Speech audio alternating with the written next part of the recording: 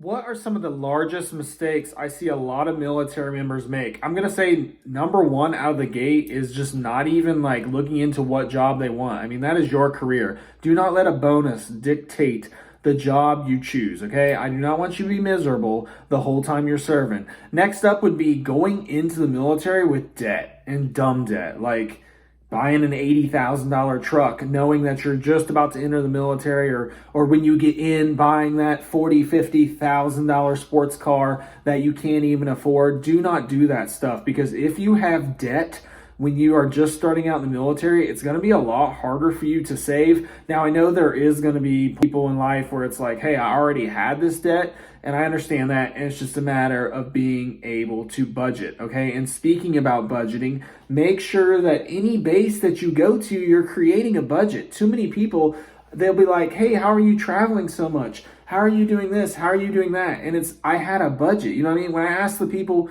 what is your budget? You know what they say? I don't even know. I don't really have one. And I just go and drink and do all this stuff. And I'm, whatever you want to do, have fun when you're overseas and live it up. Yeah. But at the same time, have a budget. Don't go to the strip club and spend $600. If that's something you want to do in your life, maybe spend $150 or whatever. Just be smart about it, okay? Next thing I see a lot of people make a mistake is they don't know anything about their TSP. And I have heard a lot of people say like, hey, they train us on that when we get to basic. I do feel like once you get to your first actual base that you should have like a refresher course, where to go, how to set it all up. You guys need to know where your TSP is located. It's located on tsp.gov. You need to know how you can change the funds that you're investing in. You can go to investments and click change investments, and you can look at the C fund, the G fund, the I fund, the S fund, the L250 funds, all these different funds, and see how they perform year over year. Personally, while I was serving in the military, I did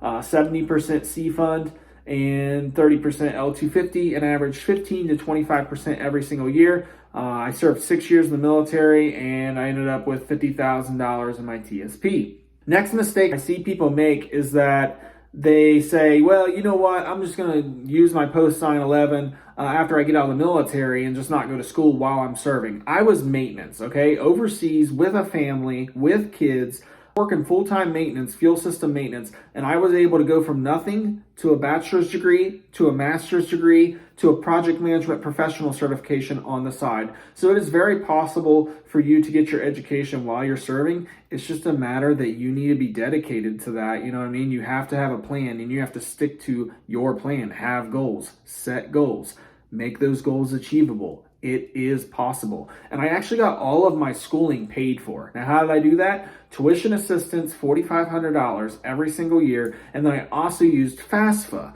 So when you first enter the military, especially if you're enlisted with a family and like your spouse isn't even working, the IRS only tracks your base pay. Okay, so like to the IRS, you're only making like $25,000, $30,000 when you first start in the military. And with that, you would qualify for FAFSA, which are grants through the government that you don't have to pay back. So like me and my spouse actually got qualified for that. So I was making an extra $10,000 in profit by just going to school, because I was using tuition assistance to cover all my classes. And then FAFSA was just cutting me a check because the classes were already paid for. Yes, it's a thing. And then my spouse was running on a scholarship since she was going to school. So the scholarship was covering her classes, and then FAFSA was just paying her out also. So I say that I got all my education paid for because when I got to my master's program, while my tuition assistance didn't cover everything, it did, because I made all that profit through FAFSA. I used those funds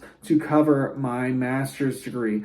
I would say the next thing that I see a lot of people make mistakes on is not going to medical when they get injured. I promise you guys, your leadership cannot dictate if you can or cannot go to medical. If you have a medical injury and you need to go seek medical attention, that is why your medical is free. Make sure you use it. And I say that because when it comes to filing for a VA claim, when you go to get out of the military, it is so important to be able to have service connection. How do you get that service connection? By having medical documentation that, hey, this guy got injured, he came to the medical facility, and he got help. It's logged. Okay, and a lot of people give up too soon. It took me 3 years to get medical help. 3 years. Okay, the military has a system. If your arm is not snapped in half or ripped off, they're going to send you and get x-rays, and then they're going to give you another x-ray, and then they're going to give you dry acupuncture, physical therapy, steroid shots, and then maybe they'll give you an MRI years later. Okay? And then even then they might not help you. You have to keep going until you actually get help.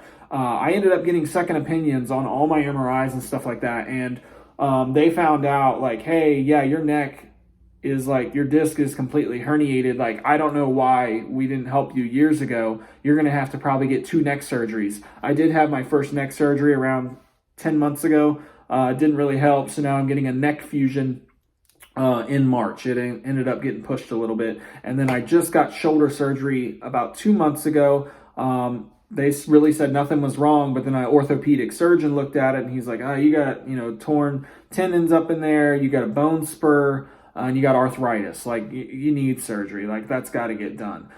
So just make sure that you keep pressing forward and never give up, because I hate to see veterans who get out and they go to file a VA claim and their claims get denied because it's like, you have no proof. Okay. Like, don't let people that are just stuck up and be like, oh, you're a big baby if you go to the doctor. Do not listen to those people. I promise you want to stay as far away from those people as possible. But overall, if you guys have any questions at all, let me know. Like I said, I did get a master's degree while I was in from nothing. I got a project management professional certification through Air Force Cool Money. I was able to save right around $100,000 prior to getting out to the military with no debt. I was able to transition 7 months ago out of the military, got a great job on the civilian side within aviation, working in management. Living my best life now. Use my VA home loan to get the house that I live in now, paid 0% down on over a $400,000 house, which saved me $80,000.